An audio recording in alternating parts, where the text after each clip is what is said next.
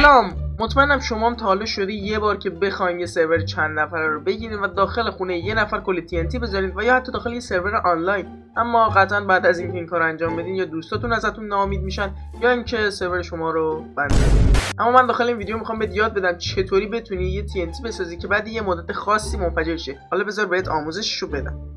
برای ساخت این بمب ساعتی داخل ماینکرافت فقط کافیه این وسایلی که من الان دستم رو دستتون داشته باشید. علاوه بر اون هر چقدر خواستید هم میتونید TNT برای خودتون بگیرید و داشته باشید. اول از همه شما نیاز به یک چست دارین. چستتون رو میذارین. بعد از اون به یک چنین حالت هاپرتون رو قرار میدین. یه چست دیگه رو به هر جهتی که دلتون خواست، حالا من اینوری میذارم، قرار میدین.